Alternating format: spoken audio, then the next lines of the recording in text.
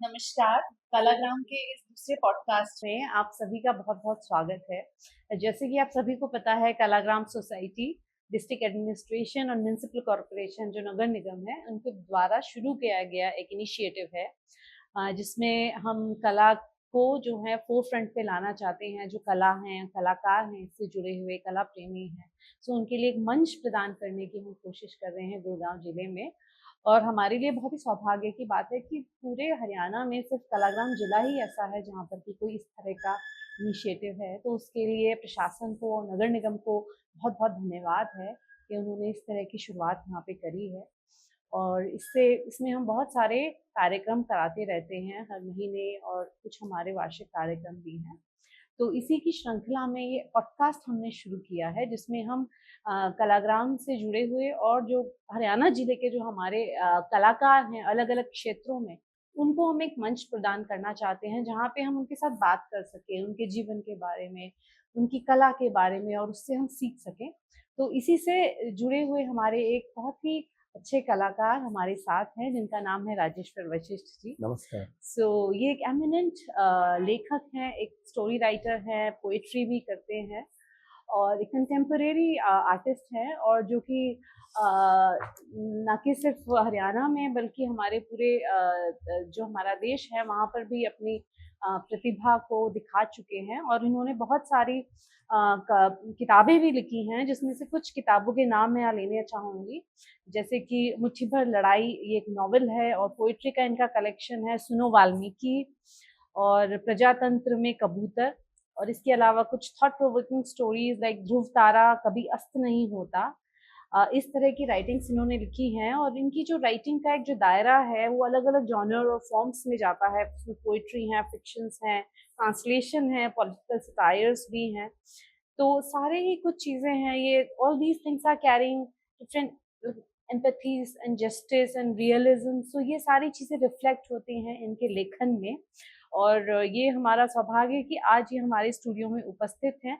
और इसी के साथ-साथ इन्हें बहुत सारे सम्मानों से भी नवाज़ा गया है, जिसमें से कुछ मैं आपको बताती हूँ। हरियाणा साहित्य अकादमी अवार्ड इनको मिला है, इसके अलावा सलिल साहित्य रत्न सम्मान, और साथ ही कलाग्राम कला रत्न सम्मान से भी इनको सम्मानित किया गया है।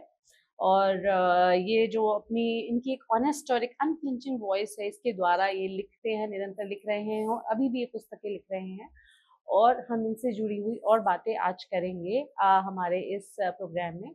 और साथ ही मैं बता दूं, हमारे साथ प्रीति मिश्रा जी भी यहाँ पर आज उपस्थित है। ये खुद भी एक लेखिका हैं, पोइट्री करती हैं, और नॉवेल्स भी लिखती हैं, स्टोरीज लिखती हैं बेसिकली। और ये हमारे कलाग्राम के वर्किंग कमेटी का भी पार्ट है। इनकी भी कुछ पुस्तकें हैं, जैसे 13 किस्से, ठकुराइन, और गंगाबाई और अन्य कथाएं। तो इस तरह की पुस्तकें इन्होंने भी लिखी हैं। सो आज मैं और प्रीति जी मेरा साथ देंगे आज यहाँ पर, और हम दोनों मेरा मिलकर सौभाग्य है। आज हम राजेश्वर जी बिल्कुल। से कुछ उनसे उनके जीवन से जुड़े हुए और कुछ इस क्षेत्र में जो है लिटरेचर और पोएट्री, इसके बारे में हम चर्चा करेंगे। सो मेरा जो पहला प्रश्न है वो ये है कि आपका जन्म जैसे, अच्छा हाँ, मैंने ये तो बताया ही नहीं कि इनका जन्म भिवानी में हुआ है, 58 में। 1958 में हुआ है, और ये हरियाणा के ही गुड़गाँव रहने वाले निवासी हैं। जैसे आप यहीं पे रहे हैं और यहीं पे आपका जन्म हुआ है, तो एक हरियाणा के साथ कनेक्शन रहा है आपका। होता है कि हम अपने एनवायरनमेंट से प्रभावित होते हैं और लिखते हैं, तो उसका क्या आपके लेखन में किस तरह का प्रभाव आया है? तो उसके बारे में आप कुछ बताएँगे? देखिए, कोई भी लेखक अपने परिवेश से अलग हटकर नहीं लिख सकता। हाँ जी। मेरा जन्म जिन परिस्थितियों में, जिस परिवार में, जिस माहौल में हुआ, वो सारा का सारा कहीं न कहीं मेरे लेखन में झलकता है। मेरे परिवार की मान्यताएँ, मेरे परिवार की उपलब्धियाँ या मेरे परिवार की कमियाँ, कमज़ोरियाँ, हुँ। वे सारी भी जो कि त्यों मेरे साहित्य में आती हैं। हरियाणा के बारे में थोड़ा-सा ये है कि पूरे देश भर में लोग एक अलग दृष्टि से देखते हैं। उन्हें लगता है कि हमारे यहाँ कल्चर जैसी कोई चीज़ नहीं है, हाँ, सिर्फ़ एग्रीकल्चर है। एग्रीकल्चर यही बोला एग्रीकल्चर जाता है, है। हाँ। लेकिन लेकिन इसमें घबराने की बात नहीं है। बेसिकली होता ये है, जहाँ कल्चर होती है सिर्फ़, वहाँ लोग भूख से मरते हैं, और जहाँ एग्रीकल्चर होता है, वहाँ कलाओं के लिए भी थोड़ा-सा हाँ, अन्न मिल जाता है कि वे भी अपने आप में फलीभूत हो सके, आगे बढ़ सके। हाँ, तो इस दृष्टि से हरियाणा कोई विपन्न नहीं है। मैं अगर आपको कहूँ तो कला और संस्कृति में हमारे यहाँ भी सांग हैं, राग रागनियाँ हैं, लक्ष्मीचंद जैसे बड़े कलाकार कलाकार हैं। हुए हैं जिन्होंने लिखा भी है, गाया भी है। तो हमारी एक बड़ी समृद्ध परंपरा है। हालाँकि मैं ये कहना चाहूँगा कि हरियाणा की जो लोक परंपरा है, उस परंपरा से मेरा जुड़ाव बहुत कम रहा है। अच्छा, इस दृष्टि से कम रहा है क्योंकि मैं अपने ग्रेजुएशन के स्तर तक भिवानी में रहा। उसके बाद मेरा आगे का एजुकेशन जयपुर में हुआ। उसके बाद जॉब करते हुए लगभग 15 वर्ष का समय मैंने कलकत्ते में गुजारा। अच्छा, लखनऊ में मैं रहा, भुवनेश्वर में ओह! मैं रहा। अच्छा, अच्छा। तो मैं पूरे देश भर में रहा हाँ, और मैं जहाँ रहा, मैंने हर जगह से कुछ न कुछ स्वीकार किया, कुछ न कुछ ग्रहण किया अच्छा, अच्छा, और वो अच्छा। सारा मेरे अपने साहित्य में कहीं न ओके। कहीं स्थान पाता चला। अच्छा, मैं एक प्रश्न आपसे करना चाहती हूँ कि जहाँ तक मुझे याद है आपकी पहली पुस्तक आई थी तो आप शायद 21 साल के थे। तो बचपन से ही आपको कविताएँ लिखना या पढ़ना इसका शौक रहा होगा या देखिए, गद्य लिखना? मैं बताऊँ मेरे परिवार में मेरे चाचा बड़े अच्छे शायर हैं अच्छा, और विजेंद्र गाफिल भिवानी गाफिल के नाम से वो लिखते हैं और एक ज़माना था वो मुंबई में जाके उन्होंने कुछ फ़िल्मों के लिए गाने वगैरह भी लिखे। तो एक वो प्रभाव था। दूसरी बात मैं आपको एक और बताऊँ, मेरे ग्रैंडफ़ादर जो थे, वे लिखते तो नहीं थे लेकिन उर्दू शायरी के बड़े शौकीन थे। तो मैं मेरे ख़्याल से 8वीं क्लास में पढ़ता था, तब उन्होंने मुझे प्रकाश पंडित का एक संकलन हिंद पॉकेट बुक से उन दिनों छपा था, उर्दू की बेहतरीन शायरी। हाँ, वो बहुत अच्छी पुस्तक हाँ, है। सारे शायर शुरू से लेकर और अंत तक जो महत्वपूर्ण हैं, वे हैं। उसमें कतें हैं, उसमें ग़ज़लें हैं, उसमें और बहुत कुछ ऐसा है जो आप जान सकते हैं। हाँ, उर्दू की बेहतरीन शायरी उर्दू प्रकाश की पंडित बेहतरीन हाँ, प्रकाश पंडित उसके संपादक अच्छा, होते थे। मैंने नहीं पढ़ी है ये। तो वो उन्होंने मुझे दी। तो उस तरीके से हालाँकि आप जब स्कूल में पढ़ रहे होते हैं, हिंदी एक विषय भी होता है। उस ज़माने में भी आप कुछ कविताएँ छोटी पढ़ते थे, वे भी आपको प्रभावित करती हैं। लेकिन मुझे उर्दू की शायरी ने प्रभावित किया। अच्छा, आपका सबसे पसंदीदा शायर उस वक़्त क्या था बचपन में? तो उन दिनों स्कूल में जब कभी कुछ सुनाने को कहा जाता, तो मैं इतना ज़्यादा प्रभावित था उर्दू की शायरी से, मैं साहिर लुधियानवी, मेरे महबूब कहीं और मिलाकर मुझसे, वो सब मैं पढ़ के सुनाता था तो लोग हँसते थे। लोग अच्छा, कहते अभी तुम्हारी उम्र नहीं हुई, ये सारी की सारी शायरी पढ़ने और सुनाने की। लेकिन ज़ाहिर है आपको जो अच्छा लगता था, वो मैं करता था। तो इस तरीके से मैं बताना ये चाहूँगा कि उस पुस्तक ने मुझे बहुत प्रभावित किया। मेरे हाँ, घर में भी माहौल था। मेरे चाचा भी अपनी ग़ज़लें वग़ैरह सुनाते थे, तो मैं उनसे भी कुछ समझता सीखता था। इसके सिवाय उन दिनों आपको सबको याद होगा, बहुत सारे मुशायरे होते थे और वो टेलीविज़न तो नहीं था, लेकिन ऑल इंडिया रेडियो पे वो सारे के सारे सुनाए अच्छा, जाते थे। तो उस तरीके से मैं कविता से जुड़ा और कोशिश मैंने की कि मैं भी कुछ थोड़ा बहुत लिखूँ। जबकि आपका लेखन विशुद्ध हिंदी में है और बहुत अच्छी हिंदी आप लिखते हैं, जबकि आपकी शुरुआत उर्दू की शायरियाँ पढ़ने नहीं, बल्कि शुरुआत की बात तो मैं कहूँ तो शुरुआत तो हरियाणवी से हुई। भाई घर में तो हमारे माहौल ऐसा था जो हिंदी मैं आपके सामने बोल रहा हूँ, अगर मैं ऐसी हिंदी बोलता तो लोग कहते अंग्रेज़ी मत बोलो। अच्छा, तो वहाँ तो घर का माहौल तो बिल्कुल ऐसा था हाँ, जो हरियाणवी अच्छा मेरी दादी पंजाब से थी, वो आधी पंजाबी मिलाती थी, अच्छा, आधी हरियाणवी मिलती थी, तो एक बड़ी अलग तरह की खिचड़ी मिक्स्ड भाषा थी। कल्चर, हाँ, लेकिन भाषा का संस्कार मैं जब कॉलेज तक आया कॉलेज में बहुत सारे हमारी ड्रामेटिक सोसाइटी थी, उसमें बहुत सारे ड्रामाज़ में जब मैं पार्टिसिपेट करता था, तब मुझे एक समझ आई कि मुझे अपनी भाषा को एक विशुद्ध संस्कार देना होगा। अच्छा, ज़रूरत पड़े तो मैं उर्दू बोलूँ, ज़रूरत पड़े तो मैं हिंदी बोलूँ, ज़रूरत पड़े तो मैं हरियाणवी भी बोलूँ, क्योंकि हरियाणवी मेरे काम आई। 1978 में जब मैंने ग्रेजुएशन किया, तो उन्हीं दिनों रोहतक में नया रेडियो स्टेशन शुरू हुआ था अच्छा, और हालाँकि मैं साइकोलॉजी ऑनर्स से अपना ग्रेजुएशन कर रहा था और ये तय था कि मैं एमए करने के लिए आगे साइकोलॉजी में जाऊँगा, लेकिन मैं फिर साइड ट्रैक हो गया।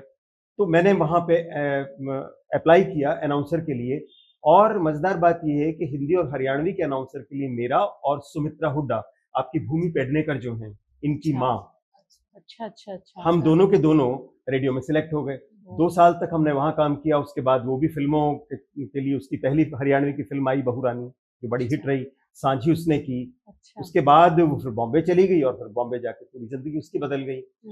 उसके बाद मैंने भी रेडियो छोड़ दिया और मैं भी फिर आगे जाके जयपुर चला गया और वहाँ मैंने फिर हिंदी में एमए किया, एमफिल किया और तब इस तरीके अच्छा। से मैं हिंदी साहित्य के कहना चाहिए पारंपरिक अध्ययन से जुड़ा और वो सारी चीजें मेरे साहित्य में आई।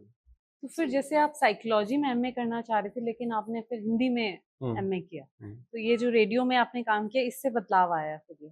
ये कहना बड़ा मुश्किल है, असल में मेरी जिंदगी में बहुत चीजें बदलती रही। अच्छा। मैंने कितनी लाइनें नहीं बदली, ये अपने आप में एक चमत्कारिक स्थिति है। मैं पहले डॉक्टर बनना चाहता था, मैंने प्री अच्छा। मेडिकल किया था अच्छा। और फिजिक्स, केमिस्ट्री, बोटनी, जूलॉजी के साथ।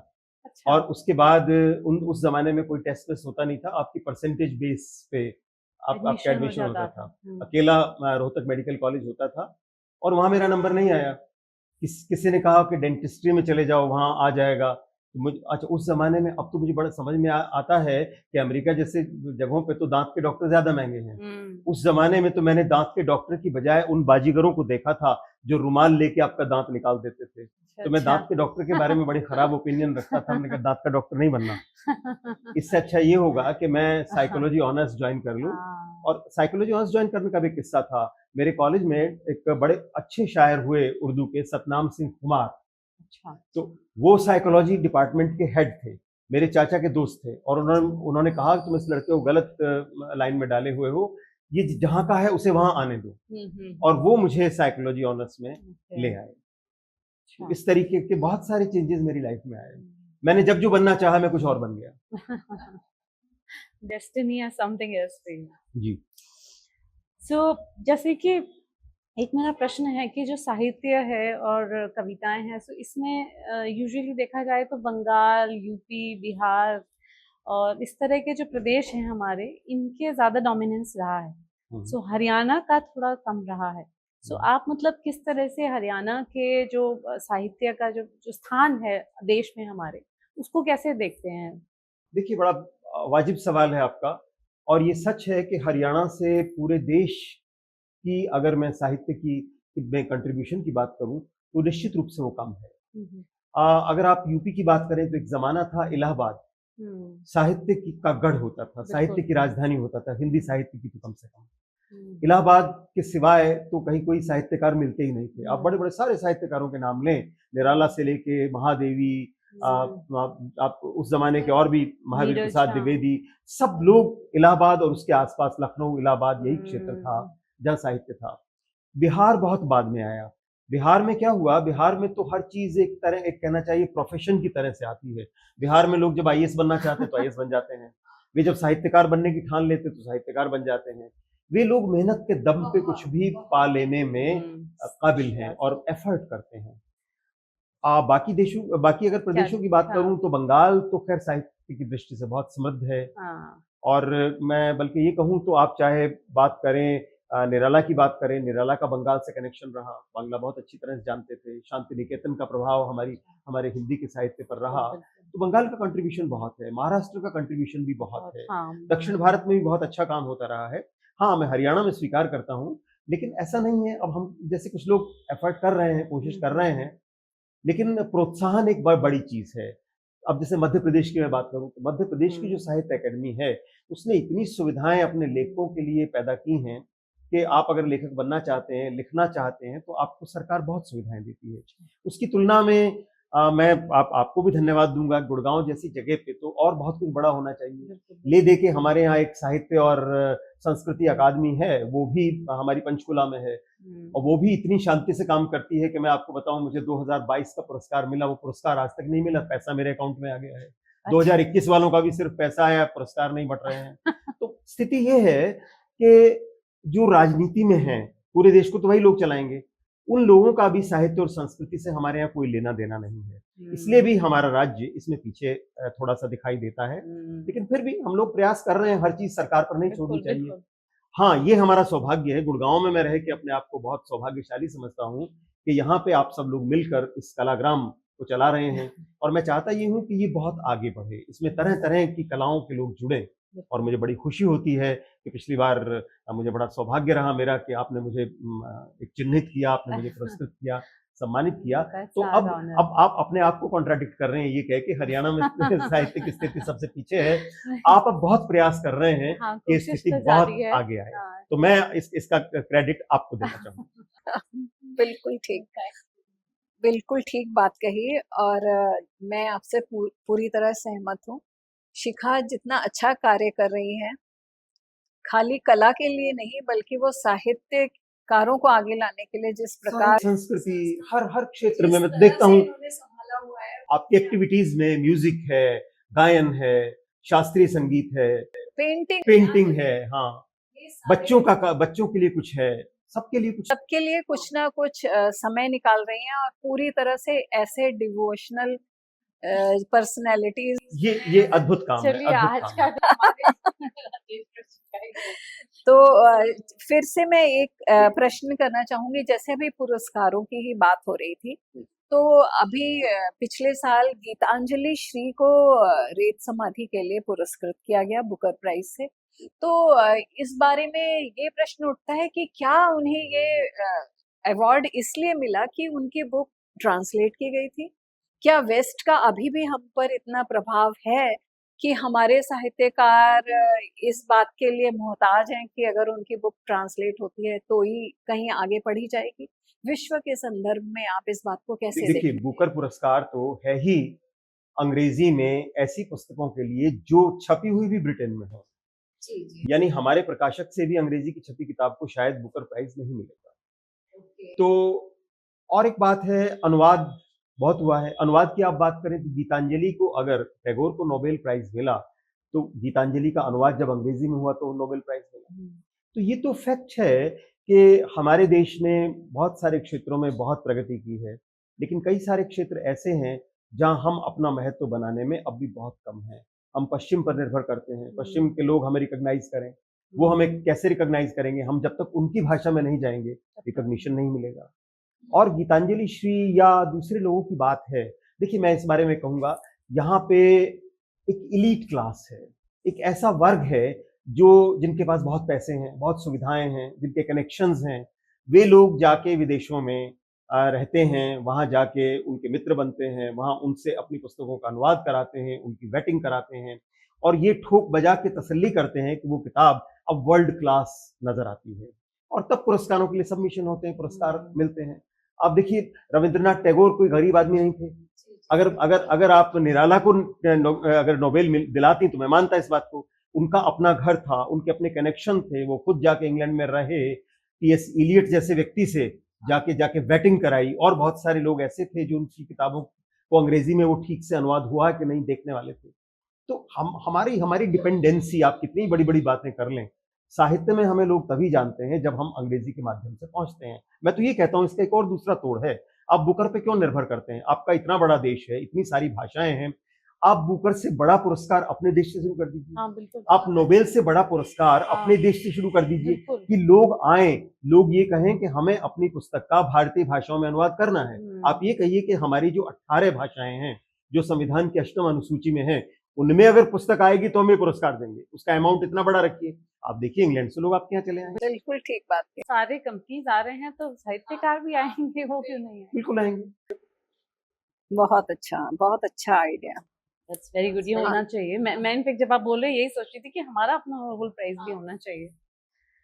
सो अच्छा, एक चीज थोड़ा सा मैं एक अलग दिशा में जा रही हूँ अभी, कि पिछले एक डेकेड में इस तरह से आया है कि थोड़ा सा इंटॉलरेंस जो है इंडियन राइटर्स के लिए बढ़ा है। सो चाहे वो सलमान रुश्दी जी का एग्जाइल हो सेनेटिक वर्सेस के लिए, या फिर जो एक हमारे पंजाबी कवि हुए हैं पाश, उनको खालिस्तानी जो हैं एक्सट्रीमिस्ट, उनके द्वारा उनको उनकी मतलब हत्या हुई है। सो इस तरह की चीजें हो रही हैं हमारे देश में। और साथ ही एक और डेवलपमेंट भी हो रहा है कि जहाँ पर लोग थोड़े से खुल के स्त्री अधिकारों के बारे में लिख रहे हैं, पॉलिटिकल सटायर्स के बारे में थोड़ा और खुल के लिख रहे हैं। हालांकि उसमें भी उनके अगेंस्ट चीज़ें हो रही हैं, बट फिर भी लोग लिख रहे हैं, तो जातिवाद के ऊपर लोग लिख रहे हैं। सो इसमें जैसे कि एक दोनों चीज़ें साथ में है, एक इंटॉलरेंस और जिसको बोलते स्वतंत्रता, सो फ्रीडम एंड, तो ये दोनों चीज़ें साथ में चल रही हैं। सो इससे इसमें आपकी क्या प्रतिक्रिया रहेगी? कोई साहित्यिक आंदोलन या किसी लेखक के बारे में या कुछ अपने ही काम से जुड़ी हुई आप चीज के बारे में कभी अंतर्द्वंद भी ऐसे चलता होगा लिखते टाइम भी, तो उससे रिलेटेड आप देखिए, एक बात आप जान लीजिए, चाहे लेखक हिंदी का हो, भारत का हो या विश्व के किसी भी देश का हो, लेखक अपने आप में एक विप्लवी होता है, रेबेल होता है। वो अपने अपनी जो परिस्थितियां हैं उनको हमेशा तोड़कर आगे निकलना चाहता है। और निश्चित रूप से जब आप जो कुछ समाज में चल रहा है, आप उस धारा को, विचार की धारा को तोड़ने की कोशिश करेंगे तो समाज के बहुत सारे लोग आपको स्वीकार नहीं करेंगे। लेखकों के सर पे ये खतरा लगातार मंडराता रहता है। लेखकों की हत्याएं भारत में नहीं हुई हैं, भारत में तो बहुत कम हुई हैं। लेखकों की हत्याएं दूसरे देशों में भी बहुत हुई हैं, क्योंकि लेखक वो बात कह देता है जो कोई सुनना नहीं चाहता। और एक मजेदार बात मैं आपको बताऊं, आप चाहे किसी भी सरकार के पक्षधर हों, लेकिन लेखक सही माने में किसी भी व्यवस्था का पक्षधर नहीं होता। सरकार और व्यवस्थाएं दो अलग करके आप देखिए। जिस भी व्यवस्था में लेखक जी रहा होता है, हमेशा वो उस व्यवस्था की खामियों को देखता है और उन पर प्रहार करता है। वो उसमें हाँ में हाँ मिलाए, ये जरूरी नहीं है। आज देश में जो हो रहा है, मैं बिल्कुल कंटेम्परेरी संदर्भ की बात करूं, अभी हमारे पाकिस्तान के साथ संबंध खराब हुए, बहुत सारे लोग ऐसे हैं जो सरकार अपना कदम उठा रही है। जब सरकार 15 दिन तक वेट कर रही थी, सरकार ने कुछ नहीं किया तो लोग सरकार को गालियां दे रहे थे। सरकार ने कुछ कर दिया तो भी सरकार को गालियां दे रहे थे। अब जब सरकार ने एक लेवल पर सीज फायर को मान लिया, तब भी सरकार को गालियां दे रहे हैं। तो ये लेखकों के 3 ऐसे समूह हैं जो कभी संतुष्ट नहीं होंगे। और सरकारों को ये सब बातें स्वीकार करनी पड़ेगी। सरकारें जानती हैं ये बहुत भावुक लोग हैं, ये भावनाओं में बहकर कभी कुछ भी कहते हैं। इनकी बातों से जितना लेने योग्य है ले लीजिए, अन्यथा इन्हें इनके काम पर लगा रहने दीजिए। इन्हें आप खाली छोड़ देंगे तो और ज्यादा परेशानी होगी। तो ये तो राजनीतिक आपने जो सवाल पूछा। दूसरा सवाल रहा स्त्रियों को लेकर। स्त्रियों को लेकर अगर मैं बात करूं तो अगर भारत में स्त्री पर अत्याचार होता है तो उसके बहुत सारे फैक्टर्स हैं। हम कहते हैं भारत की स्त्री इकोनॉमिकली स्ट्रांग नहीं है, वो खुद कमाती नहीं है, पुरुष पर निर्भर करती है। भारत की स्त्री शिक्षा में बहुत पीछे है। भारत की स्त्री एक ऐसी जेनेटिकली परंपरा में है जो पुरुष सत्तात्मक परिवार है, जहां उसे आगे बढ़ने नहीं दिया जाता। ये सारी खामियां आप भारत के केस में बता देते हैं। लेकिन आपको जान के हैरानी होगी, अमेरिका में भी हमारे यहाँ तो हमारे यहाँ तो शादियां अब भी अरेंज मैरिज होती है। वहां तो 100% शादियां चयन से होती हैं। वहां भी स्त्री का शोषण होता है। वहां भी पुरुष स्त्री पर अत्याचार करता है, मारता है, पीटता है, क्या नहीं करता है। तो ये स्त्री और पुरुष के बीच का जो टकराव आप देखते हैं, वो सिर्फ इसलिए है कि पुरुष ने स्त्री को किसी भी समाज में, और खास तौर पे मैं क्षमा चाहते हुए बात कहूंगा, खास तौर पे जब से एक कहना चाहिए जो मिडिल ईस्ट का एक धार्मिक उन्माद उत्पन्न हुआ है, जहां हर चीज को तलवार से जीतने की बात आ गई, हर चीज को शक्ति से जीतने की बात आ गई, उसके बाद से स्त्रियों की स्थिति बहुत खराब हुई है। भारत में आप रामायण को पढ़िए, महाभारत को पढ़िए, आपको घूंघट शब्द ही नहीं मिलेगा। हमारी संस्कृत भाषा में या हमारी भाषाओं में घूंघट या पर्दा है ही नहीं। आप सीता को देखिए, द्रौपदी को देखिए, किसी को भी देखिए, वो स्वयंवर करती हैं। उनके पास इतनी चॉइस है कि वे आराम से बैठे और सामने लड़के लाइन लगा के खड़े हैं, उसमें से वो उनका इंटरव्यू करें, वो उनसे पूछें, ये देखें कौन तीर चला सकता है, कौन रक्षा कर सकता है, और उसके बाद वो चयन करें। तो हम तो उस समाज से आए हैं। हमारे समाज में, आपने अगला सवाल ओपननेस की बात की, हम तो उस समाज से आए हैं जहां सेक्स को लेकर कहीं कोई टैबू रहा ही नहीं। हमारे यहाँ तो काम सूत्र लिखा गया, हमारे यहाँ कोका पंडित ने कोक शास्त्र लिखा, हमारे यहाँ आज जो वेस्ट जिसे पोर्नोग्राफी कहता है, हमारे यहाँ तो काम से जुड़े वो सारे आसन पहले से मौजूद हैं। तो हम तो बहुत एडवांस हैं उन सारी स्थितियों को लेकर। लेकिन हुआ क्या है, मुस्लिम इन्वेडर्स के आने के बाद से हमारी औरतें जब असुरक्षित हुई तो हमारे पुरुष तो पुरुष था पहले भी, मैं ये नहीं कहता हूं कि पहले वो दूध का धुला था, उसने इस चीज को और जकड़ दिया और स्त्रियां और ज्यादा बंधन में आ गई, उनका शोषण होने लगा और समाज ने इसे स्वीकार भी किया। ऐसा नहीं है जैसे देवदासियों की प्रथा है, उसका विरोध भी हुआ और वो खत्म भी हो गई। सती प्रथा थी, उसका विरोध भी हुआ, सती प्रथा खत्म भी हो गई। तो इस तरह के चेंजेस, चाहे वो स्त्रियों के रहें या पॉलिटिकली रहें, ये सारा का सारा समय के साथ साथ चलता रहता है, और कवियों का, लेखकों का इस क्षेत्र में बहुत बड़ा योगदान है। सर, एक मेरे दिमाग में एक प्रश्न घूम रहा था। अभी मैं जावेद अख्तर साहब को सुन रही थी एक दिन, तो वो ये कहते हैं कि जो भी कवि है उसका दिमाग में कुछ ना कुछ फितूर सा रहता है, या वो एक अतृप्त किसी तृष्णा से भरा हुआ है, नॉर्मल पर्सनैलिटी नहीं है। और उनकी कविताएं भी, जैसे जॉन एलिया के बारे में भी, उनके डिप्रेशन के बारे में भी हमने कहीं कहीं पढ़ा। शिव कुमार बटालवी जी की जो कविताएं हैं, तो अब मैं वो भी बहुत चर्चा में। अब मैं ये जानना चाहती हूँ कि आपकी कविता पर किस मनोदशा का प्रभाव ज्यादा है? आप क्या कहना चाहते हैं अपने बारे में? देखिए, मैं सचमुच वैसा पागल तो नहीं हुआ। जैसे ब्रह्म राक्षस एक कविता है मुक्तिबोध की, वो उन्होंने लगातार बीमारी की हालत में लिखी है, जब वो मानसिक रूप से बिल्कुल हिले हुए थे, और वो आज हिंदी साहित्य की श्रेष्ठ कविता मानी जाती है। इसी तरह निराला ने सरोज स्मृति, जवान बेटी जिसे पाल को उसके विवाह किया और उसकी मृत्यु हो गई। तो इस तरह का लेखन है। जीवन में दुख सुख तो आते हैं, तो मैं ये नहीं कहूँगा कि मेरी कविताएं भी उन सब दुखों सुखों से जुड़ी हैं, लेकिन हाँ, ये मैं कहना चाहूँगा कि मैं वैसी स्थिति में नहीं पहुँचा। प्रेम की कुछ कविताएं वैसी हो सकती हैं जो एक तरह का पागलपन कुछ दिनों के लिए रहा और वो उसी दौर में लिखी गई, तो वैसी स्थिति तो उत्पन्न होती है।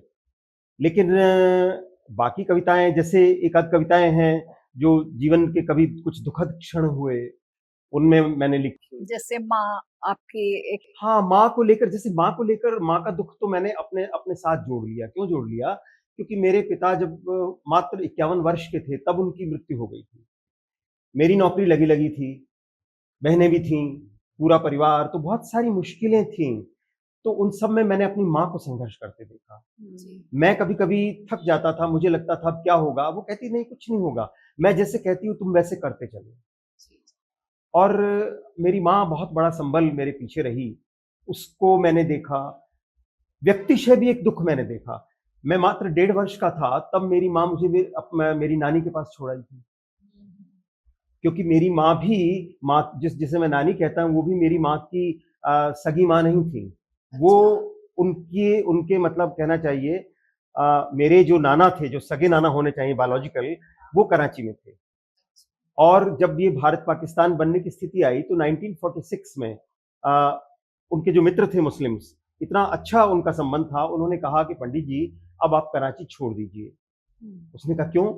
गांधी है ना, गांधी बंटवारा नहीं होने देंगे। उसने कहा गांधी क्या है क्या नहीं है ये तो आप भारत जाके समझिएगा, फिलहाल हम आपसे ये कह रहे हैं कि आप सुरक्षित नहीं हैं, ना यहाँ आप अपनी दुकान बेच पाएंगे, ना अपना घर बेच पाएंगे, कुछ नहीं मिलना है, लेकिन चूंकि आपसे इतने पुराने संबंध हैं, आप परिवार को भेज दीजिए।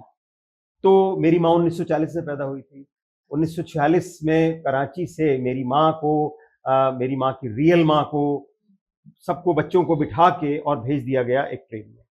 तो वो इस तरीके से लौट के आई। तो वो सारी चीजें भी कहीं ना कहीं मेरे लेखन में आती हैं। तो उस समय जो मेरे रियल नाना थे वो इस स्थिति में नहीं थे कि बच्चों को पाल सके, तो मेरी जो माँ थी उसे उन्होंने अपनी बहन को दे दिया। यानी मेरी जो नानी थी वो मेरी माँ की बुआ थी। और फिर इन टर्न, चूंकि वहां कोई उनके कोई संतान थी नहीं, तो जब मेरी माँ का उन्होंने विवाह किया, मेरी माँ 1940 से पैदा हुई, 1956 में मेरी माँ का जब विवाह हुआ 16 वर्ष की उम्र में, तो उन्होंने एक कसम ले ली कि जो पहला बच्चा होगा, हमारा मन नहीं लगता है तो वो पहला बच्चा तो हमारे पास छोड़ दोगे। अच्छा, है ना? तो इस तरह से जब मैं 1.5 साल का था मुझे छोड़ दिया गया। मैं तो जीवन भर अपनी माँ से इस बात के लिए भी झगड़ता रहा, तुम कैसी माँ हो, 1.5 साल के बच्चे को छोड़ के चली आई। तो वो बहुत सारी चीजें मैंने जीवन में देखी। तो इस तरह का, इसे कहना चाहिए, जो भी स्थितियां रही, इन सब चीजों ने मुझे प्रभावित किया। और मजेदार बात यह कि प्रेमी के रूप में, पुरुष के रूप में भी वो सारी चीजें कहीं ना कहीं मुझे हॉन्ट करती रही, और वो कहीं ना कहीं आती हैं मेरे जीवन में। ऐसा कवियों के साथ ही नहीं होता, पेंटर्स के साथ भी होता है, म्यूजिशियंस के साथ भी होता है। आम आदमी शायद अपने को व्यक्त नहीं कर पाता, उनके साथ भी होता होगा। उनको कोई सुनना नहीं चाह, मतलब वो कहीं सुना नहीं। हमारे लिए ये सारी जो सिचुएशन है ये कैथारसिस है। हम रोते भी हैं, मैं तो रोता हूँ, मुझे नहीं मालूम, लोग हंसते हैं इस बात पे, मेरी पत्नी मेरा मजाक उड़ा देती है कि तुम रो लेते हो। हाँ, मैं रो लेता हूँ, क्योंकि रोने से जितना मुझे सुकून मिलता है, मुझे दो ही चीजों से शांति मिलती है, या तो रोकर या या लिख लिख कर। के। बहुत बहुत अच्छी बातें आपने बताई, दिल को छू गई बिल्कुल। शिखा, आप पूछो कुछ। हाँ, मैं थोड़ा अलग दिशा में फिर से लेके जा रही हूँ, बिल्कुल ले उसके जाइए। बारे में अभी हम बात भी कर रहे थे बल्कि। सो जैसे एक इंग्लिश में हमारे कवि लेखक हुए हैं खुशवंत सिंह जी, तो उन्होंने सेक्सुअलिटी और सोशल हिपोक्रेसी के ऊपर काफ़ी लिखा है, और वो भी मतलब 1980 के दौरान उन्होंने काफ़ी इस तरह की चीज़ें काफ़ी बोल्डली लिखी हैं। लेकिन हिंदी लिटरेचर में इस तरह की जो चीज़ें हैं, अभी उतनी ओपननेस, आपको क्या लगता है उतनी ओपननेस आ गई है, या कुछ कल्चरल हेसिटेशन है इस तरह के जो सेक्सुअलिटी से रिलेटेड हमारे टॉपिक्स हैं उनको लिखने में? देखिए, मैं इस बात का जवाब दूं तो हिंदी की बात आप करें, हमारे हमारे पूरे देश के साहित्य में सेक्स का भी कोई टैबू नहीं रहा। कालिदास को पढ़िए, कालिदास के कुमार संभव को आप पढ़ेंगी तो आप ये कहेंगी वैसा कहना चाहिए कामुक वर्णन किसी ने किया ही नहीं। हाँ, बिल्कुल। बल्कि आप जायसी को पढ़िए, जायसी को पढ़िए, मलिक मोहम्मद जायसी को पढ़िए। मजेदार बात यह है कि हमारे तो कवियों ने ईश्वर को नहीं छोड़ा, वहां तो कहीं कहीं शिव पार्वती पात्र हैं और कहीं कृष्ण पात्र हैं। हाँ, अगर उस हिसाब से देखा जाए तो जो तो हमारे हमें तो परंपरा में मिला है। खजुराहो में भी। एक बात, अगर वेस्टर्न सेक्सुअलिटी की बात करें तो वेस्टर्न सेक्सुअलिटी तो एक अलग तरह की है। वेस्टर्न सेक्सुअलिटी पोर्नोग्राफी की तरफ जाती है, हमारी सेक्सुअलिटी जो है वो क्रिएटिव सेक्सुअलिटी है। और खुशवंत सिंह की बात है, खुशवंत सिंह तो एक ऐसा व्यक्ति था जिसने भारतीय साहित्य को पढ़ा ही नहीं, वेस्टर्नर्स था वो एक तरीके से, और उसने जो कुछ अंग्रेजी में लिखा उसका अनुवाद होकर आपके सामने आ रहा है। तो वैसे अगर आप बात करना चाहते तो कमला दास की बात कर लें। कमला दास ने एक पन्ने में 4 लाइनों में जो लिख दिया, कमला दास रातों रात चर्चित हो गई। मृदुला गर्ग, चित्त कोबरा एक उपन्यास मृदुला गर्ग का आया था, हम तब बड़े हो रहे थे, मतलब मैं मेरे ख्याल से 12-15 साल का था। तो उस 12-15 साल की उम्र में लोग सेक्सुअलिटी की चीजें छुआ छुआ के पढ़ते हैं। तो किसी ने हमसे कहा, अरे तुम हिंदी किताबें पढ़ते हो, देखो एक किताब है उसमें क्या लिखा है।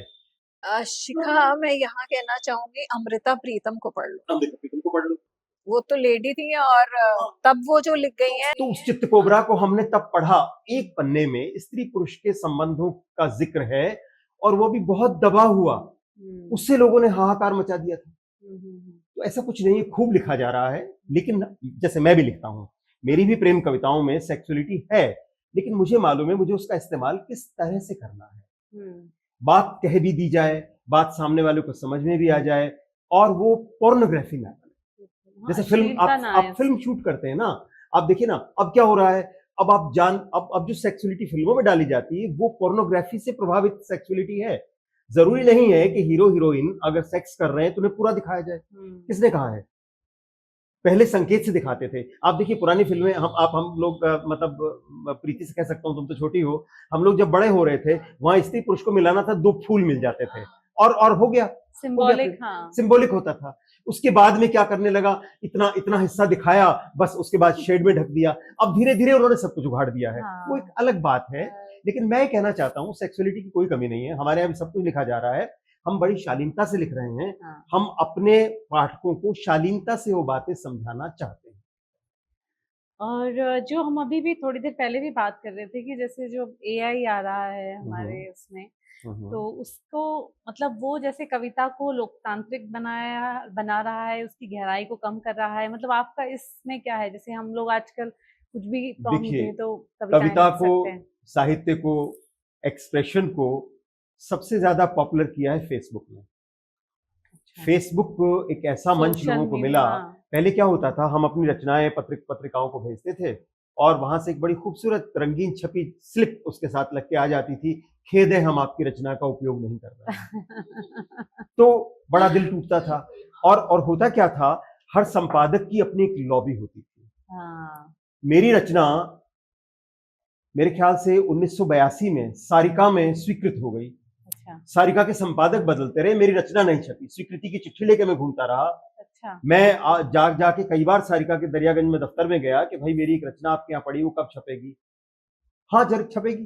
हाँ, संपादक बदल रहे हैं, संपादक आते हैं, वो अपने मित्रों से कहते हैं तुम्हारी कहानी, मैं फोन, मुझे संपादक बना दीजिए, मैं शिखा को फोन लगाऊंगा, प्रीति को फोन लगाऊंगा, 2-4 को जानता हूँ, अरे यार कुछ ताजा है भेज दो। हाँ, लेकिन जो फाइलों में सामान पड़ा है उसे कोई नहीं देखेगा। हम्म, तो ये दुर्भाग्यवश एक स्थिति आई, तो उस चीज को तोड़ा फेसबुक ने।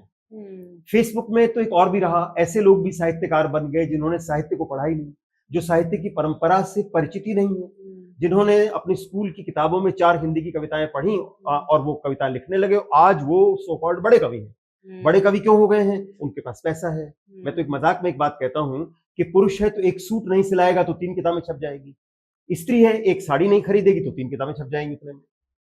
और आप बड़े बड़े मंच हैं, उन मंचों पे लोगों से कांटेक्ट करिए, हम आपका एक आइटम स्पॉन्सर कर देंगे, हमें बुला लीजिए, हम आपको कुछ चंदा दिलवा देंगे, हमें बुलवा लीजिए, हम अपने खर्चे से आ जाएंगे, ट्रेन की टिकट, हवाई जहाज की टिकट हम बियर करेंगे, होटल भी हम बियर कर लेंगे, बस हमें बुला लीजिए। तो इस तरीके से प्रमोशन चल रहा है, इस तरीके से लोगों की पहचान बन गई है।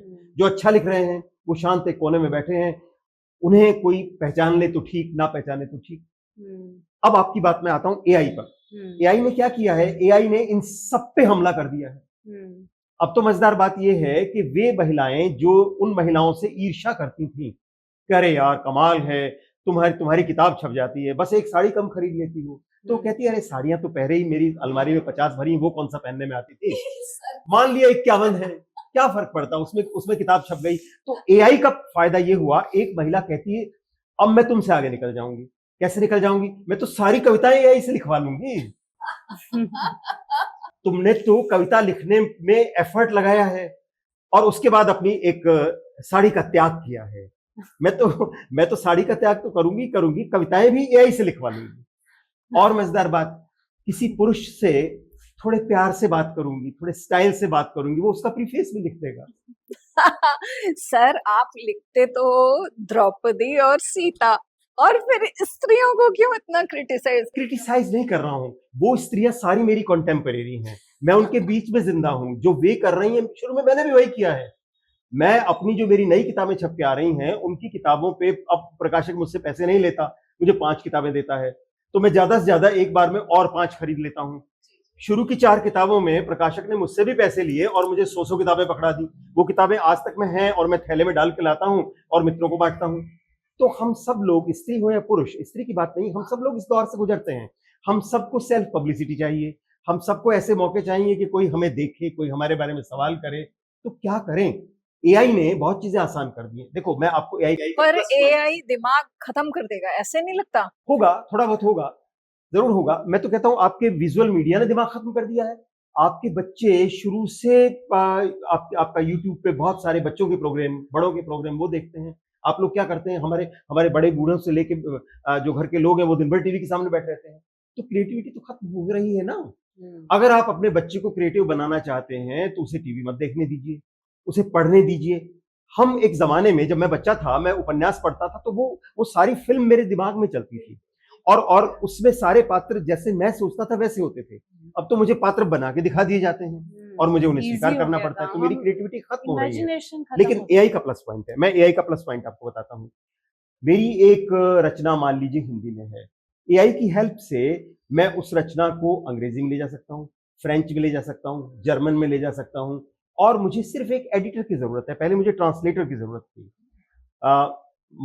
एक दो एक्सपेरिमेंट हुए, जैसे एक वो कहानी है ध्रुव तारा कभी अस्त नहीं होता, ये कहानी अंग्रेजी में आ चुकी है, ये कहानी जर्मन में आ गई है, ये कहानी फ्रेंच में जा रही है। तो अगर एआई नहीं होता तो ये कैसे जाती? अब क्या हो रहा है, जैसे एक व्यक्ति है, फ्रेंच में इसका ट्रांसलेशन एआई ने कर दिया, अब वो इस कहानी को फ्रेंच में देख रहा है और वो मुझसे डिस्कस कर ले रहा है थोड़ा बहुत अंग्रेजी में, फ्रेंच तो मैं जानता नहीं, कि ये बात ऐसे ही है क्या, तो वो बातें समझा दो आप उन्हें, तो ये चीज निकल जाएगी। तो एआई का अगर आप पॉजिटिव यूज करना चाहते हैं तो कर लीजिए। एआई ने बहुत आसान काम कर दिया है। पहले मेरे पास सारी बड़ी पेंटिंग करने के लिए बहुत बड़ा स्टूडियो होना चाहिए था, अब एआई मुझे हेल्प कर देती है कि इस पेंटिंग को मैं एक ऐसी शेप दे दूं। मुझे चिड़िया बनानी नहीं आती थी, तो मैंने ऐसे ऐसे किया, वो किया, तो वो मुझे चिड़िया की स्केच बना के दे रहा है। मैं कहता हूँ उस चिड़िया की पूंछ थोड़ी लंबी कर दो, वो मैंने ऐसे किया तो एआई उसे लंबा कर देगी। तो एआई को आप किस तरह से इस्तेमाल करते हैं? आपने परमाणु एनर्जी को बम बना के भी इस्तेमाल किया, आप परमाणु एनर्जी से कारखाने भी चला सकते हैं, तो मेरा अपना सोच ये है, मैं एआई से नहीं डर रहा हूँ, मैं एआई को अपना दोस्त मान रहा हूँ। एआई मेरी मदद में आकर जुट गई है। पॉजिटिवली लिया आपने।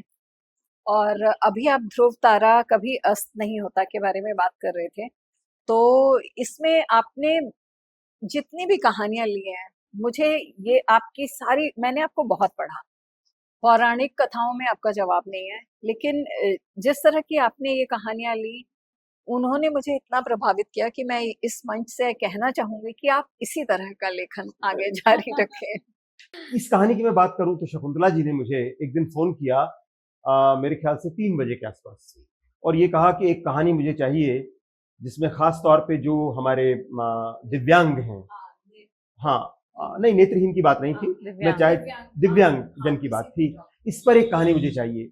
मैंने कहा दीदी इतना जल्दी तो क्या हो पाएगा, मुझे कुछ नहीं, मुझे आज ये कहानी चाहिए। मैंने कहा तो अगर होती तो खोजने में आज मैं नहीं दे पाता, लिखने में तो आज मैं क्या दे पाऊंगा, मुझे नहीं, ये कह के उन्होंने फोन काट दिया। तो अब मुझे लगा यार ये तो कुछ करना पड़ेगा। तो उसी वक्त बैठे बैठे मेरे दिमाग में ये बात आई कि जैसे उसने फोन काट दिया, चलो मैं भी एक फोन काटता हूँ, और बस उस फोन काटने से, अच्छा, आपने वहां से उठाया? हाँ, अच्छा। फोन काटने से मुझे लगा कि मैं एक अब चूंकि साइकोलॉजी का स्टूडेंट रहा हूँ, तो मुझे लगता है कि मैं एक काउंसलर हूँ, मैंने सोच लिया, और मेरे पास एक ऐसा व्यक्ति जो दिव्यांग है, वो काउंसलिंग के लिए फोन करता है, मैं उसे कैसे हैंडल करूंगा। ये कहानी बड़ी सुंदर बन पड़ी है, इस तरह से, बहुत अच्छा सुंदर दूसरी बात, कहानी। इस तरह से, अच्छा दूसरी बात, ब्लाइंड व्यक्ति का अनुभव मेरे पास था। मैं जब बैंक में काम करता था, तो हमारे बैंक में एक हिंदी सेल था, उस हिंदी सेल का इंचार्ज में था। तो होता क्या था, अब जो लोग फिजिकली चैलेंज्ड हैं, उन लोगों को सरकार की नीति के अनुसार नौकरी दी जाती है। तो एक लड़की स्टेनोग्राफर बन के आ गई और नौकरी के लिए आ गई। अब जिस डिपार्टमेंट में उसे भेजें, कोई लेने को तैयार ना हो। वो जमाना टाइपराइटर्स का था, उसे ये ना पता लगे कि लेटर हेड इधर से प्रिंट है या उधर से प्रिंट है, कार्बन का ये हिस्सा काम करेगा या वो हिस्सा काम करेगा। उसे एक ऐसे जरूर आदमी की जरूरत थी जो जो डिपार्टमेंट, जो भी लोग काम करा रहे हैं, वो उस मामले में उसकी मदद करें।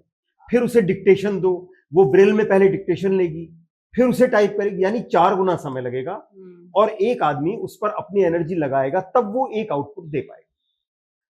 तो कुल मिला के जब कोई लेने को तैयार नहीं हुआ, मुझसे कहा कि ये हम आपको देना चाहते हैं। मैंने कहा चलो, मैं इसको स्वीकार करता हूं अपनी छोटी बहन की तरह से। मुझे लगा, मैं बहुत ईमानदार हूं इस मामले में, मुझे लगा मैं और किसी रूप में से स्वीकार नहीं कर पाऊंगा, अगर मुझे सबऑर्डिनेट की तरह से दोगे मैं चिल्लाता ही रह जाऊंगा। तो कोई एक ऐसा इमोशनल बॉन्ड बनाते हैं जिसमें मैं नाराज हो जाऊं तो ये नाराज ना हो, और ये नाराज हो तो मैं नाराज ना हूं। तो एक वो बॉन्ड पहले दिन से बना। मैंने उससे कहा विमला तुम मेरी छोटी बहन हो, और गुस्सा मुझे आता था, उस गुस्से को रोक के मैं हेल्प कर देता था। अच्छा, एक लेवल ये भी आता था मैं उससे काम नहीं कराता था तो नाराज होती थी, अब मुझसे काम नहीं कराते हैं। तो एक इमोशनल वो चीज मुझे जानने का मिला कि उन लोगों के मन में ये फीलिंग है कि आप हमारा इस्तेमाल नहीं कर रहे हैं, तो हम आए क्यों हैं, हमें नौकरी क्यों दी गई है। तो वो एक कैरेक्टर मेरे दिमाग में था, लेकिन दुर्भाग्य ये कि मैंने उस लड़की की भी शादी करानी चाहिए थी। मैंने उसके लिए दूसरे कई सारे लड़के जो ब्लाइंड थे उनको खोजा, लेकिन किसी न किसी ग्राउंड पे हर लड़के को उसने रिजेक्ट कर दिया। तो उसकी शादी नहीं हुई, वो रिटायर हो गई है, और एक जैसा भी जीवन हो सकता है वो जीवन अभी जी रही है। तो मैंने कहा अब इसमें, अब देखिए जब हम कोई कहानी लिखते हैं तो जो रियलिटी होती है लाइफ की, उसको थोड़ा बहुत अगर आप इम्प्रोवाइज नहीं करेंगे तो कहानी नहीं बनेगी। बिल्कुल। तो उसे मैंने इम्प्रोवाइज करके इस कहानी को बनाया। इसी से जुड़ा हुआ मेरा एक और सवाल भी है, आई थिंक इसके बारे में आपने थोड़ा सा बताया भी है, जो आपकी एक रचना है मुट्ठी भर लड़ाई, तो उसमें आपने रिक्शे वाले की जिंदगी को बड़े मार्मिक रूप में आपने दिखाया है, और उसमें आपने अपने जीवन के बारे में भी बोला है, और मेरे ख्याल से आपने उसको अपनी जीवन डायरी, लाइफ डायरी, ऐसा कुछ नाम भी दिया है। सच है। तो इसके बारे में ही मेरा पूछना था कि जैसे उस कहानी ने आपको क्या कोई क्षण ऐसा आया जब इमोशनली आपको झकझोरा हो, या आपको ये इस चीज के लिए आपको मजबूर किया हो कि आप रुको और थोड़ा सा वापस से अपनी जिंदगी के बारे में एक बार दोबारा से देखो? मतलब ऐसा तो हमेशा होता है, अपनी जिंदगी के बारे में तो हम बार बार लौट के देखते हैं।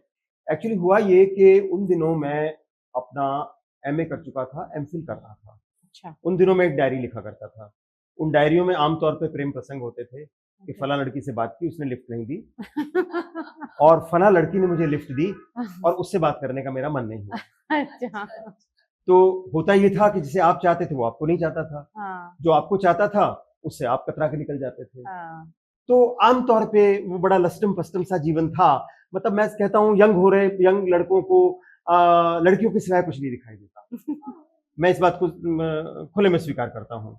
तो वैसा सब दुख दर्द होता था, या मेरे जीवन में जैसे वो घटनाएं थी, माँ ने कुछ कह दिया, नानी ने कुछ कह दिया, वहां कोई दुर्घटना घटना घटी परिवार में, तो वो आके मैंने उसमें नोट कर दी। तो एक डायरी मेरे पास थी। तो उन दिनों मैं अपना एमए कर चुका था और मैं जर्नलिज्म में जाना चाहता था। टाइम्स ऑफ इंडिया ने एक बार पत्रकार लेने के लिए एक प्रतियोगिता कराई थी कि आप एक 6-7 हजार शब्दों में एक आर्टिकल लिख के भेजिए, उसकी बेस पे हम आप में से कुछ लोगों को कॉल करेंगे। तब मैं रेडियो में अनाउंसर था। तो मैं रेडियो में मुझे लगा था, मेरी दिक्कत ये है कि मैं किसी भी काम में बहुत जल्दी बोर हो जाता हूँ। मुझे लगा ये क्या जिंदगी है, ये आकाशवाणी है, ये आकाशवाणी इतने मीडियम वेव पर इतना, आप कभी मौसम का हाल बता रहे हैं, कभी प्रोग्राम समरी पढ़ रहे हैं, तो ये करते करते जिंदगी गुजर जाएगी यार, मजा नहीं आ रहा, बोर हो गया मैं, चलो पत्रकारिता में चलते हैं। तो वहां मैं गया और एक ऐसा अनुभव मुझे मिला। कुछ दिन के लिए उन्होंने कहा हम तुमको सैलरी वैलरी नहीं देंगे, एज ए ट्रेनी काम कर लो। ठीक है, ट्रेनी काम करता हूँ। तो उस ट्रेनिंग के दौरान मुझे एक जो काम दिया गया कि तुम एक रिपोर्टाज तैयार करोगे। तो कुछ दिन तो मैं घूमता घामता रहा, मुझे लगा रिपोर्टाज किस पर तैयार करूं। तो मेरे दोस्तों ने बताया यार ये प्रेम व्रेम वाला चक्कर मत ले आना, किसी लड़की वड़की को लेकर मत आना कि उसमें तुम प्रेम व्रेम पर रिपोर्टाज नहीं चलते हैं, कोई बिकने वाला मामला लाना चाहिए। तो थोड़ा सा उस जमाने में मैं एसएफआई वगैरह से जुड़ा था, थोड़ा मेरा जो कम्युनिस्ट फ्लेवर था वो जाग गया। तो मैं चांदनी चौक के आसपास में, जहाँ ये आपका बारा हिंदू राव का एरिया है, चांदनी चौक है, फतेहपुरी है, इस एरिया में हम लोग उस जमाने में कुछ खरीदारी करने के लिए, कुछ कामों के लिए जाया करते थे। तो हम जहाँ रहते थे करोल बाग में, वहां से एक बस चलती थी, मेरे ख्याल से उसका नंबर क्या होता था, 85 नंबर या समथिंग कुछ बस होता था, वो सीधे लाल किले तक जाती थी, डबल डेकर बस होती थी। अच्छा अच्छा। तो उसमें बैठ के जाते थे, 10 पैसे लगते थे और घूम घाम के अपना मटर गश्ती करके आ जाते थे। मैं वहां जाके मैंने देखा, एक आध रिक्शा वालों से मैंने बात की, तुम्हारी क्या प्रॉब्लम्स हैं। तो मुझे एक बात समझ में आई कि एक रिक्शा वाले ने मुझे बताया कि मैं बिहार से एक रैली में शामिल होने के लिए आया था और उसके बाद मैं यहाँ रह गया, मैं वापस नहीं लौट पा रहा हूँ। उसके बाद मैं लगातार उससे जुड़ता रहा। एक दिन मुझे पता लगा उसकी डेथ हो गई है। उसने हूच लेना शुरू कर दिया सस्ते में, वो एक झोपड़पट्टी में रहने लगा और गांव में उसके लोगों ने, यानी उनका, उसके परिवार का सहयोग नहीं किया। वो अपनी वाइफ को भी बाद में ले आया था, उसकी कहानी मुझे पता लगी। तो उस कहानी के पैरेलल मैंने ये सोचना शुरू किया, वो तो एक गरीब आदमी वहां से भटक के आ गया, तुम तो मध्य वर्ग के में पैदा हुए बच्चे हो, तुम्हारे साथ ये सब क्यों हुआ। तो स्थिति ये है कि दो पैरेलल कहानियां हैं। मेरा अपना जीवन, किस तरीके से मेरी परवरिश हुई, किस तरीके से मुझे मेरे नाना के पास छोड़ दिया गया, वहां से लेके किस तरीके से मैं बड़ा हुआ, मैंने रेडियो में नौकरी की, किस तरीके से मैं लड़कियों के पीछे दौड़ता रहा, किस तरीके से मैं एक पत्रकार की हैसियत से उससे जुड़ा, और कुल मिला के वो आदमी तो मुक्त होकर चला गया, मैं तो मुक्त होने की स्थिति में नहीं था। मतलब मैंने अंततोगत्वा ये कहा कि मेरी आत्मा तो चटकती नहीं है, प्लास्टिक की बनी है। वो आदमी तो अपने पूरे संघर्ष में बर्बाद होकर चला गया। तो ये अपने आप में उस डायरी का एक घालमेल था जो 1983 में छप के आ गया। अच्छा। और मतलब ये मेरी पहली कृति थी उस रूप में, जबकि शुरुआती दौर में कविताएं वगैरह लिखी, लेकिन गद्य के रूप में पहली पुस्तक आई। और एक बात जो मैंने सुनी थी, उस जमाने में लोग मुझसे कहा करते थे गद्य लिखना कठिन है कविता लिखने से। कविता तो कोई भी लिख लेता है, कोई भी रो लेता है, कोई भी गा लेता है, लोग कहते थे। लेकिन गद्य लिखना बिल्कुल वैसा है जैसे बड़ा साफ सुथरा स्वेटर बुनना। स्वेटर में कोई भी फंदा टेढ़ा मेढ़ा होगा तो आप वो दूर से देखने पे आपको लगेगा कि ये किसी बड़े फुहड़ व्यक्ति ने इस स्वेटर को बुना है। तो गद्य में भी वो चीज नजर आती है। आपका एक वाक्य दूसरे वाक्य से जुड़ता है कि नहीं जुड़ता है, आपका पैटर्न, आपका सेंटेंस, आपकी क्रिएशन जो है वो उतनी साफ सुथरी है या नहीं है। तो गद्य लिखना मुश्किल है, और लेकिन बस ये हो गया। बहुत अच्छा, बहुत अच्छा है ये, बहुत अच्छा। आपने कहानियां भी अच्छी सुना दी, साथ में अगर जो कवि और लेखक सुन रहे होंगे उनको आपने टिप्स भी दे दिए कि वो कैसे लिखे। अच्छा, फिर एक पुराना प्रश्न है जिसका आधा आप जवाब दे चुके हैं, लेकिन फिर से पूछ रही हूँ कि क्या भारतीय लेखकों को पर्याप्त पहचान मिली है? आप क्या समझते हैं इस बारे में? क्या कहना चाहते? देखिए, मैंने आपको बताया भारतीय लेखकों को एक ज़माना था तब लेखक बहुत कम थे और उस ज़माने में अगर आप बहुत अच्छा लिखते थे, तो कॉम्पिटिशन बहुत था। आप बड़े प्रकाशक गिनती के होते थे। उनके यहाँ से अगर आपकी किताब छप जाती थी, तो ये मान लिया जाता था आप लेखक बन गए। हाँ। कुछ पत्र-पत्रिकाएँ थीं, कहानी है तो सारिका में छप गई तो आप कहानीकार हो गए हैं। धर्मयुग में आप छप गए हैं, तो आप लेखक मान लिए जाते थे। इसी तरीके से हजारी प्रसाद द्विवेदी से लेकर महावीर प्रसाद द्विवेदी, बाल मुकुंद गुप्त, ये सारे के सारे ऐसे संपादक थे, अगर आप इनके यहाँ छप जाते थे तो आपको स्वीकार कर लिया जाता था कि आप लेखक हो गए लेखक। हैं। हम जिस दौर में आए, उस दौर तक आते-आते चीज़ें काफ़ी हद तक आसान हो गई थी। बल्कि मैं कहूँ, जब 1983 में मेरा मुट्ठी भर लड़ाई छपा, उस ज़माने में चीज़ें आसान नहीं थी। उस ज़माने में प्रकाशक को जाके पुस्तक देनी पड़ती थी और प्रकाशक की मर्ज़ी थी वो छापेगा, नहीं छापेगा। उस ज़माने में ये नहीं था कि मैं एक सूट नहीं बनवाऊँगा या एक शर्ट नहीं खरीदूँगा तो किताब छप जाएगी। वो मेरे वश का नहीं था। तो वो तो एक कहना चाहिए कि आपका लेखन किसी को पसंद आया। उस ज़माने में पैनल बनते थे। 8-10 लोगों के पास आपकी किताब जाती थी, वो उसकी रेटिंग करते थे, तब अच्छा। प्रकाशक अपना पैसा लगाकर छापता था। अच्छा। अब की तरह से नहीं है, डिजिटली प्रिंट है, डिजिटल प्रिंटिंग में 20 किताबें छपवा ली और किताब का लोकार्पण हो गया और उसके बाद ऑर्डर आते जाएँगे, 10-10, 10-10, 5-5, 5-5 किताबें छपती छपाते जाएँगी। रहो, हाँ। वो ज़माना था, छोटे से छोटा ऑर्डर भी 1100 किताबों का होता था। अच्छा। 1100 किताब कम से कम छपती थी। उस 1100 किताब में से 100 किताबों में से 25 किताबें लेखक को मिलती थी। 25-30 किताबें बड़े पत्र-पत्रिकाओं को प्रकाशक अपनी तरफ से भेजता था। 25-30 किताबें जो बड़े उस समय के लेखक हैं कि उनकी निगाह में आए आपकी किताब, उनको भेजी जाती थी और ये सारा काम प्रकाशक अपने खर्चे पर करता था। अच्छा। अब जब से हम लोग खाते-पीते घरों से आके लिखने लगे हैं, शौक से लिखने लगे हैं, अपने आप को लेखक बताने के लिए लिखने लगे हैं, तो चीज़ें आसान हो गई हैं। और मुझे कहीं न कहीं ये भी लगता है कि हमारे जो लेखक हैं, उन्हें उतना पढ़ा नहीं जा पा रहा है। लोग सिर्फ लिखना चाहते हैं, पढ़ना तो चाहते ही नहीं। मुश्किल ये है ना। हाँ, आजकल हर एक कोई लेखक हमारा दौर ये रहा, जब मैं 5वीं 6ठी क्लास में पढ़ता था, तब पढ़ने से में मैंने काफ़ी पढ़ना शुरू किया, क्योंकि मेरे पास और कोई साधन नहीं था। उस छोटे से शहर में एक छोटी-सी लाइब्रेरी थी, जहाँ वृंदावन लाल वर्मा, सुभद्रा कुमारी चौहान, इन पुस्तकों को मैंने जब लोग बच्चे गिल्ली डंडा खेल रहे होते हैं, उस समय में मैंने पढ़ा। निर्मल वर्मा जैसे लेखक को जब मैं 10th 11th क्लास में पढ़ रहा था, मैंने तब उन्हें पढ़ डाला था और मैं दरवाज़ा खटखटाते हुए करोल बाग में वो अपने भाई के घर रहते थे, कर्नल राम कुमार के घर, मैं वो पता करते हुए उनके पास पहुँच गया था। अच्छा। हाँ, और जाके मैंने उनसे कहा कि मैंने आपका वेदिन पढ़ा है, तो कहने लगे तुम्हारी उम्र कितनी है? मैंने अच्छा। कहा मेरी उम्र पे ना जाइए, आप अपने अपने उपन्यास के बारे में मुझसे सवाल पूछिए। अरे वाह! अच्छा, कोई प्रेयसी क्षण भर के लिए भी नहीं लौटाती उसे लिखे गए वे प्रेम पत्र, जिन्हें कभी तकिए के लिहाफ में तो कभी वैनिटी केस में छिपाया गया था। शैतान चिड़िया ने सुनेत्रा के इन पत्रों को चुराकर चुपके से मुझ तक पहुंचाया है, ताकि सब बाँच सकें प्रेम का पंचतंत्र। शुक्रिया चिड़िया। सर, प्रेम का पंचतंत्र, इस पुस्तक की रचना आपने कैसे की?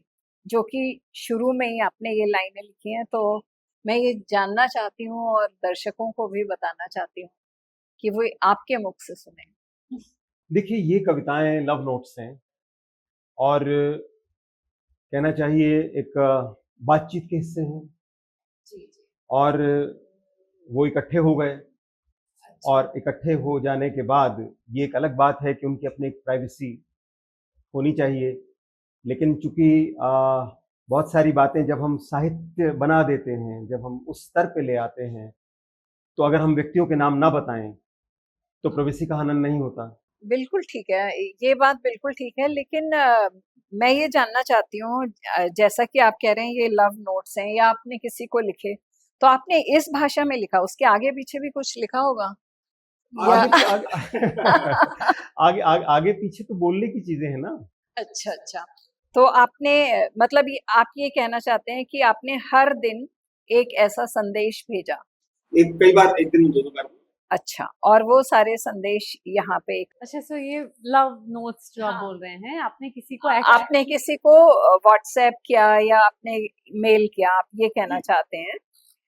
तो मैं आपके मुंह से ही कि कोई कवि या कोई लेखक जब किसी को संदेश भेजता है तो कैसे भेजता है, मैं चाहती हूँ कि आप अपने आप पढ़ लीजिए, आप पढ़ के अरे आप पढ़ के सर, नहीं नहीं सर, आपने लिखा है, आप पढ़ के सुनाए।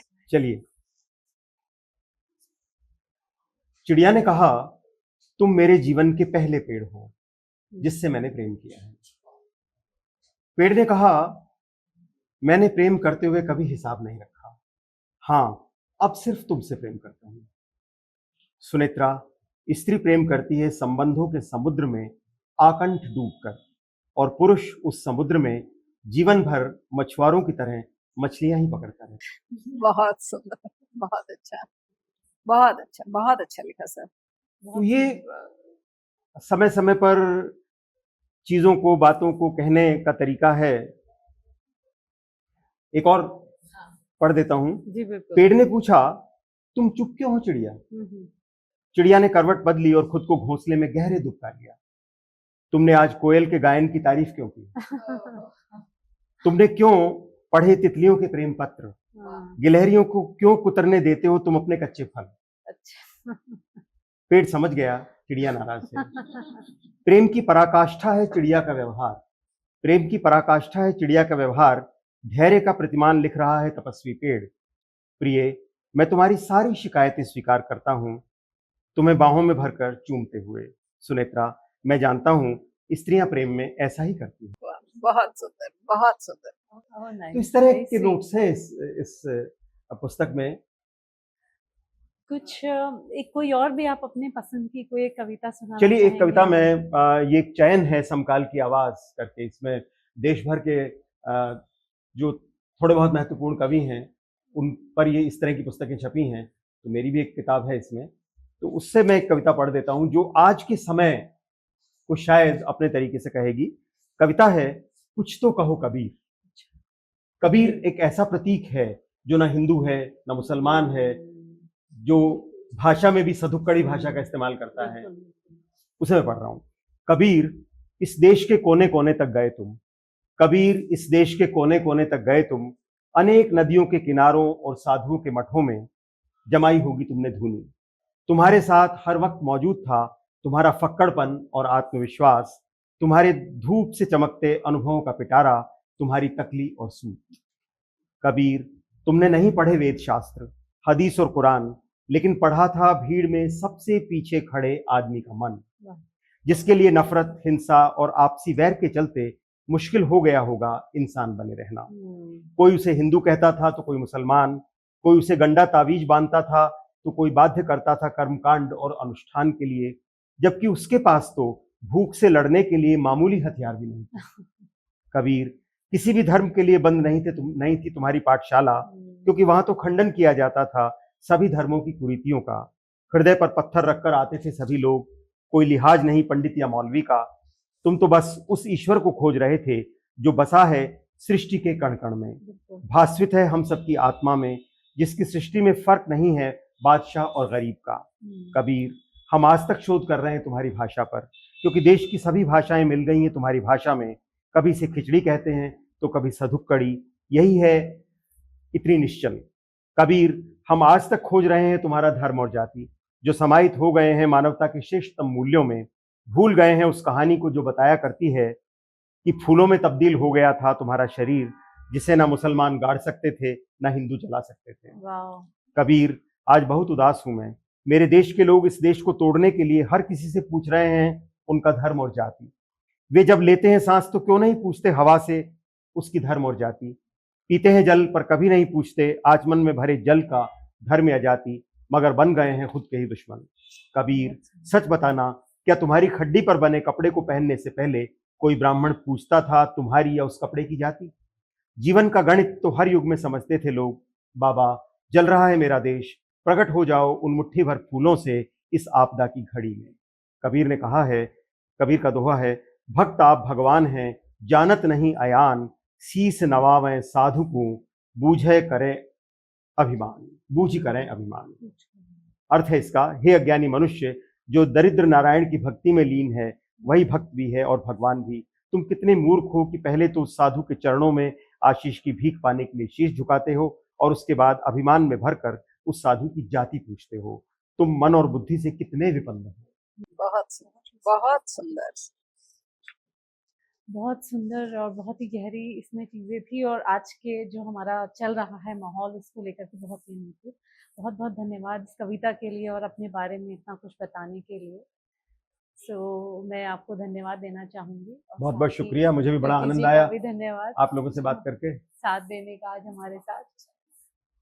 आप दोबारा से हम आएँगे, फिर से आएँगे एक अपने और कलाकार को लेकर कलाग्राम पर, बिल्कुल, और जल्दी ही फिर आपसे दोबारा मुलाकात होगी। अवश्य। धन्यवाद। बहुत बहुत शुक्रिया, धन्यवाद, नमस्कार।